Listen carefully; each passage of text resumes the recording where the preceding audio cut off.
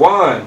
It's your boy Guapo Damas once again at the top of the world. Hopefully you're enjoying your drive to work and you're starting your week off right. You're starting it with 4luvofboxing boxing as we're doing boxing talk and boxing banner. We got my man Jerry in the house. We got my man Furman in the house.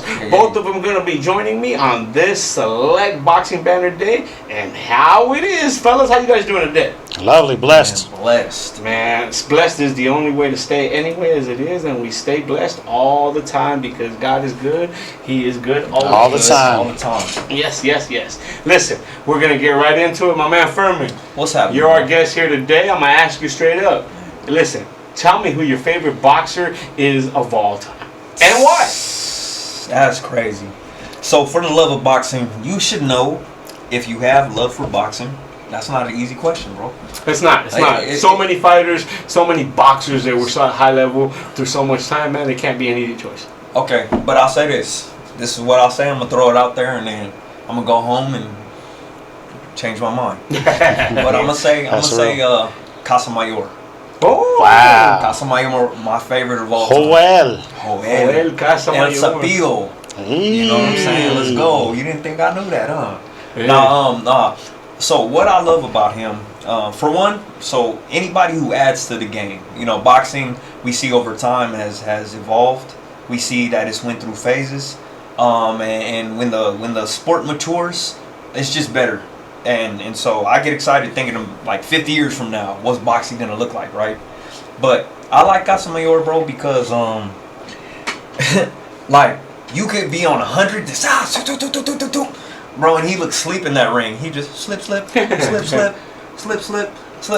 it's true his name, bro. The Sapio, man. He'd sweep people away, man. He just had a certain, you know what I'm saying? Just, bro, just the elegance in that ring, bro. Hey, tell me, what was your favorite fight of Casamayor?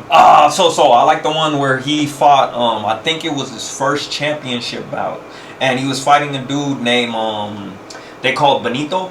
Mm-hmm. He was fighting, and so it was, you know, the narrative, right? Oh, this is his hardest fight on paper, and if you want to compare the way he fought, he was kind of like a pit bull. He would be compared. His opponent was like a pit bull style, and so as we saw, no disrespect to Pitbull and his team. I heard he's a brother in Christ too, so big up to you, mi hermano. But you know what Ryo did with boxing against Pitbull, right? So imagine that. But just with a swagger and just a grace, bro, and he was having fun in there, and he even got to the point to where he had bro so frustrated, he actually started doing a little dance in the ring, doing all that, still couldn't hit him, and then he would come back, poke, boom, tattoo him, take a little walk. No, come here. This just beautiful, man. It's not everyone can do that. Joel Casamayor, man, he was an amazing fighter, bro. Really cool dude. Met him at the Hall of Fame inductions. He was such a really cool. Casamayor was really cool dude, man. I'll tell you, for me, when I think back at Casamayor, he had a great fight with Freitas. Oh yeah, man, that was an awesome fight to see, man. It lives free in my memory, as they say all the time, right? And it's also, you talk about pushing the sport forward. So if I'm not mistaken, I could be wrong, but I think I'm right. Freitas, props to you and yours. He was actually the first person to, I wouldn't say do it, but the first person to make it a strategy to the point to where I remember when it was happening, they were commentating on it, and they were even baffled. They said, I think he's spitting out his mouthpiece on purpose. On purpose? Yeah. I think he's doing it on purpose. Freitas did that by time. So hey, props to you. That was Casamayor's first loss too. Was Freitas. What a fight it was, though, man. That was such a close fight. That was back in 2002. Man. But time flies. I'm looking at his stats here on BoxRec, and all of his opponents. For such a long time, for years, they had like 5 losses or less. Yeah. Wow. You know, so he was going in with some. He was going in with some fighters, and he fought his whole career at lightweight. See. You know, and at that time, man, that lightweight was known for. So we were talking earlier, bro, about in the night. Well, this was early 2000s, but in the 90s, man, just these matchups, bro. I remember you could just see heat on TV, bro. Just see some heat, man. So listen. So that was the boxing. Now, if you're gonna tell me somebody who presses and maybe gets some slugging and gives you that that just animal vibe, man. Who's your boxer in that sense? Man, come on, man. You have to. We got a lot of sluggers, but you know, I like the swagger with it. And just was a dangerous man at any time, even though he was beat, of course. Shannon Briggs, man. Oh, Shannon Briggs is amazing. You know what I'm saying? Like you have. Let's go, champ. You know, Let's go, champ. He seen him at the stadium, right? When he came and fought here at the stadium, bro. All right, you saw Mr. Briggs, huh? Yeah. Okay. So he actually headlined a Don King event down at the Chase Field at the Bank One Ballpark at that time. Yeah. And he was in the main event. Juan Baby Bull Diaz was the co-main event that night. My favorite, bro. Yep. Juan Baby Bull. Yeah, we were sitting ringside, go. and Mr. LP was getting married like weeks afterwards. That was our bachelor party. That was our bachelor party. Was going out to a fight night, bro. Yeah, ringside. None of these dudes knew where we were sitting, and we had a party suite up in there. And we had up to 18 people that we invited to the party suite. But they called me like a couple days before saying ticket sales weren't doing that great, that they weren't going to do party suites at all, so they were going to be upgrading us and wanted to know how many tickets we needed. So I said, I need 18 tickets. So they put a second row ringside, and these guys had no idea where we were sitting. So we walk in there, and it's a baseball stadium. You take all them 40 steps all the way down to the field. We get into the field, and they're like, oh, we're sitting right behind, who's the gentleman on Showtime that does it now? It's Showtime! Jimmy Lennon Jr. Yeah, we're sitting right behind Jimmy Lennon Jr. and the Ring Girls, and we were having a great old time.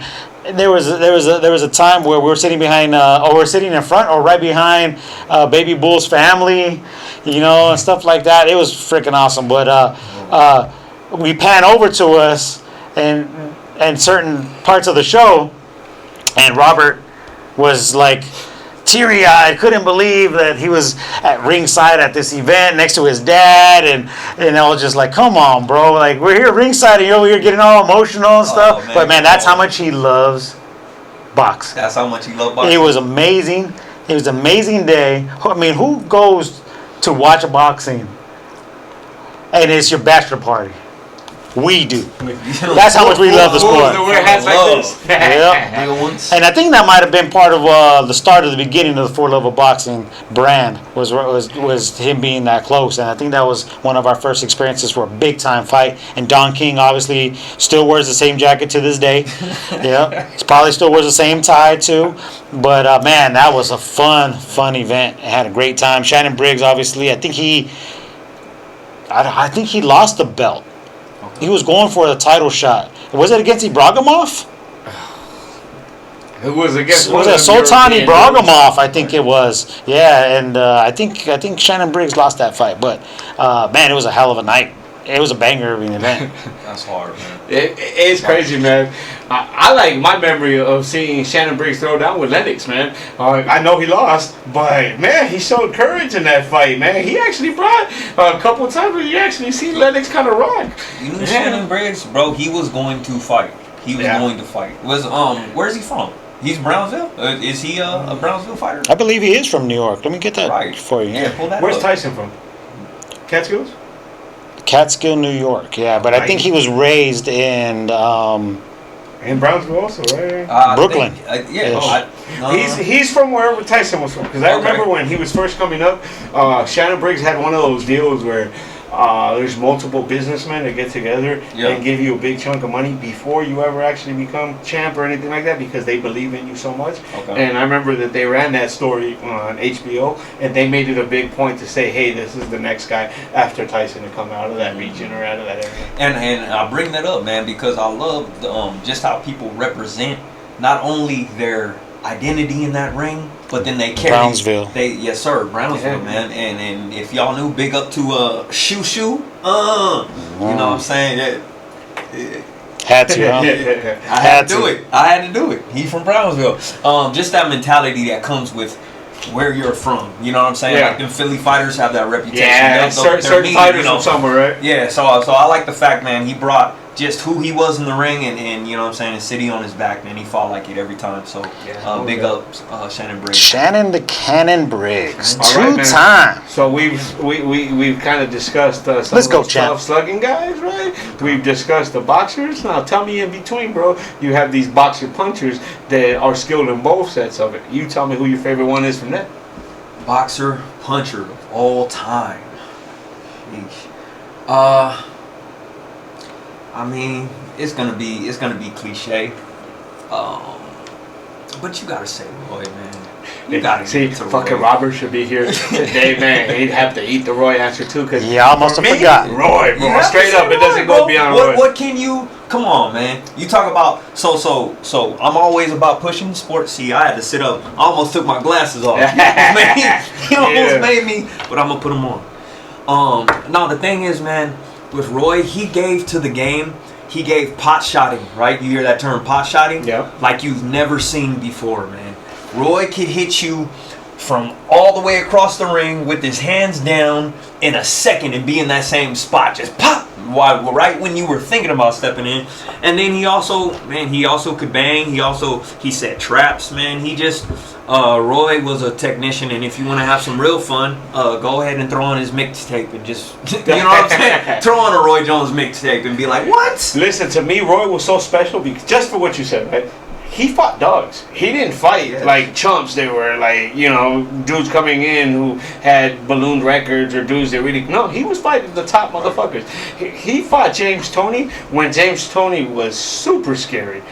I remember he fought Murky Sosa and he threw a 75-punch combo in that fight. Now, Murky Sosa was one of those fighters that could really fucking take a punch and could give it back to you in that whole sequence. That just To sounds think great. that he caught 75 punches without returning combo. one, it was Murky Sosa. It wasn't like he was doing it to a chump. Right. Man, That's a video game. Roy was something else.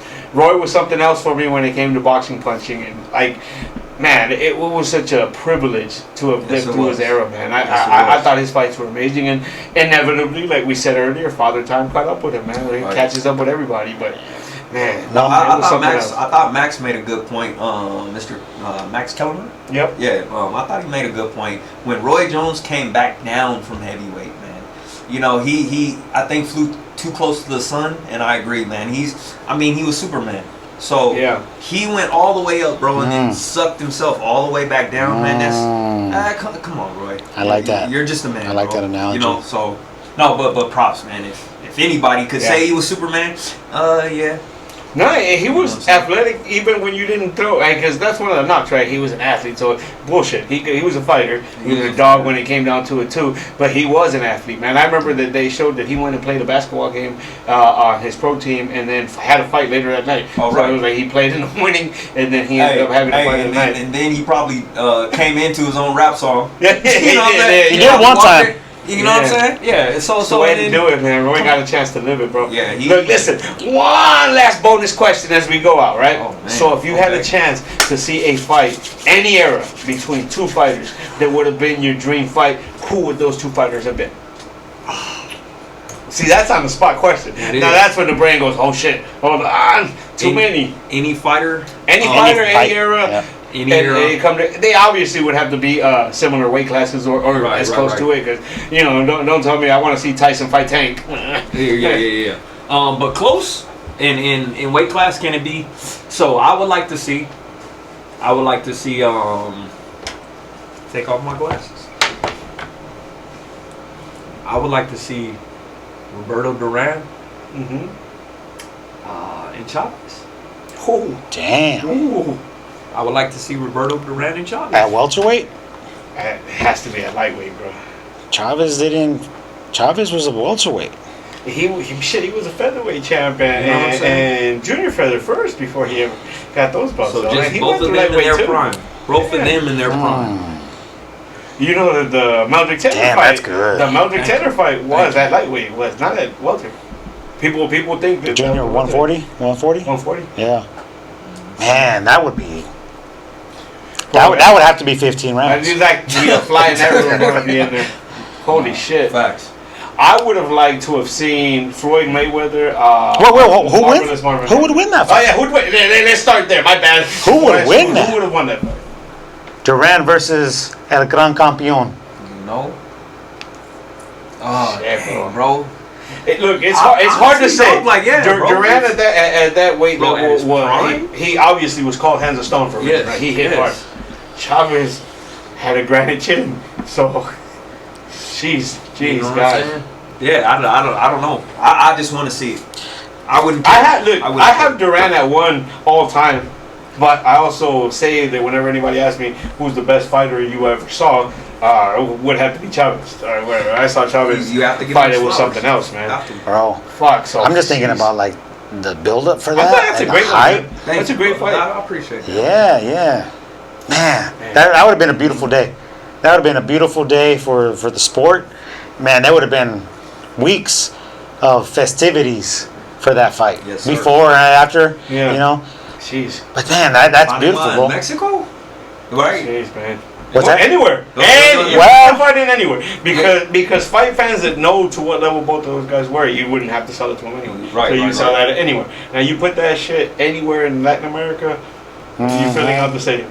You put that in Aztec Stadium, you're breaking the record that Chavez already set there with. Who was it that he fought there in Aztec Stadium? Greg Hogan?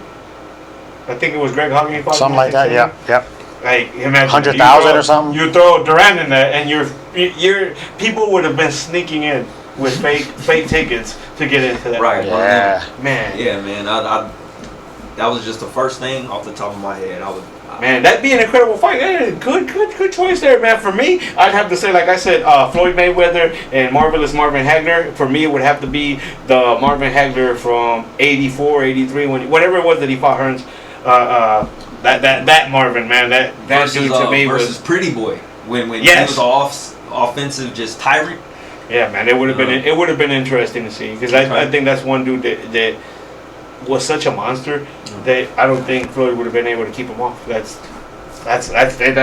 something to be said, right? The two fights that Floyd definitely gets credit with struggling the most was against Castillo and was against Maidana, both fighters that were kind of built in that ilk who were able to come forward and kind of put it on him a little bit. And I think that Hagler would have just been something different. On the other hand of that, the one loss Hagler has is to Sugar.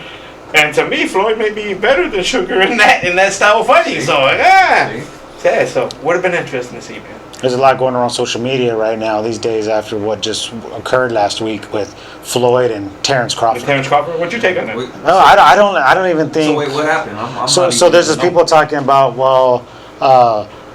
who would win Oh, okay. if they can convince Floyd to come back to fight Terrence Crawford. I mean, you got two inner city guys, and they're both undefeated.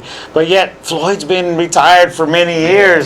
He's not in his prime. Terrence kills him. Yes, That's- yes. No, I think the more prominent question is because this was something that we even brought up on the show, which Rob told me I was stupid on. But I said, listen, the reason why it's not just a payday for Terrence Crawford is this is his one chance that he's got to be able to say I surpassed Floyd within that GOAT list.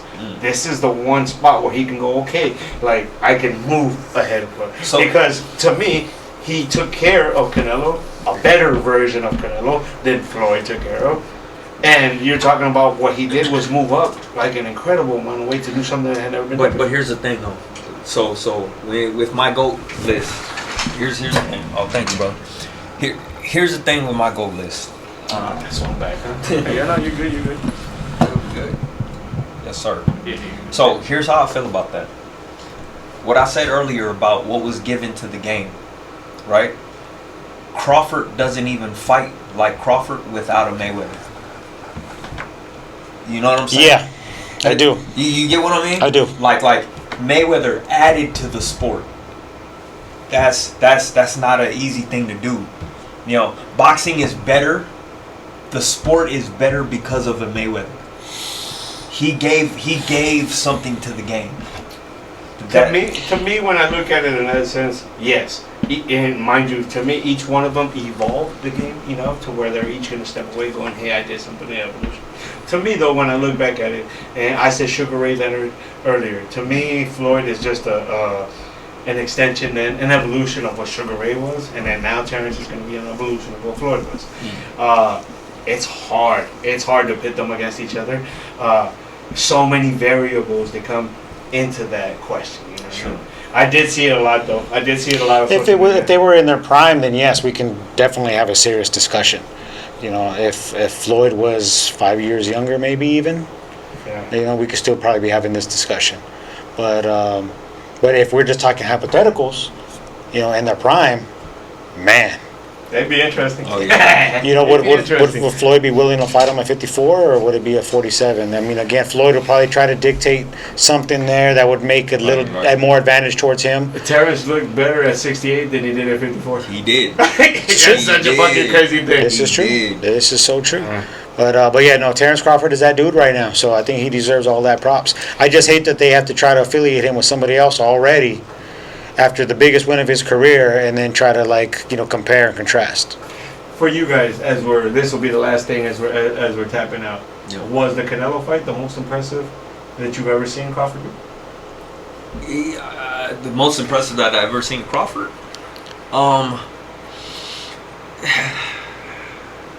I say yes, only because of everything that was stacked against him in this fight. I agree with that. Have we seen him in tougher fights? Yes, we really have. I see. For me, this isn't the most impressive I've seen Terrence Crawford. This is where I go with that, and that's exactly what I'm leading towards. You're talking about his performance. Yeah, or the version of Crawford. I mean, mind you, I'm not saying this wasn't an incredibly impressive Crawford. I mean, you can't be too much more impressive than what he was, right? When he unified the titles against Ndango, I saw him destroy another lion that was there with skill and everything, and he did it with a body punch that was so devastating. I think Ndango is still feeling it today. That's how, to me, that was the most impressive. I mean, he destroyed Victor Postal too. Yeah, with Postal it was more of a domination through the whole fight type of deal. But I mean, he bigger fighter, taller. Yeah, on paper too, Victor was a bigger threat. You know what's crazy? I had Crawford picked in that fight. Mr. LP talked me out of my pick. He fucking got me to bet. He's like, oh no, you don't understand. He's Eastern European fighters. He's Ukrainian. He's got to be this. And he starts building him up. But by the end of it, I'm like, fuck. And so I backed off of my original prediction, which was Crawford. And if anybody wanted to have some type of European ancestry, it's Mr. LP. He loves the European style. You know, if he can ask Papachenko to adopt him, he would sign up in a heartbeat. That's common. But yeah, he loves that style, bro. Hey, he's right now, bro. He's not here to defend himself, man. He's been taking shots all night, man. Hey, that's what happens. He's taking shots where he's at right now, too. Ah, yes, sir. Right, okay. Shot for shot. Hey, bless and nothing less, my man. That's it, man. Listen, Furman, thank you so much for coming down, man.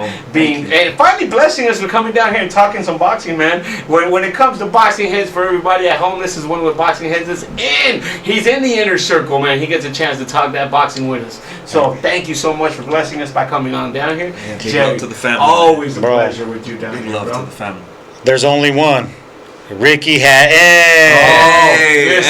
Listen, straight up, as we'll actually leave on that sentiment. Yes, sir. Man, that gave me goosebumps, bro. Man. Straight up, real. Bro. Rest in paradise, champ, man. There literally is only one, Ricky Hatton, man. Too young, man. Yeah. Way too young. But I hope you up there in heaven with Jesus, looking down and going, "Hey, I see some good fights." He's probably getting Jesus drunk right now, man. That's the problem. But yeah. Listen, we tapping out. 4 Love of Boxing. Enjoy your drive to work, man. Yeah.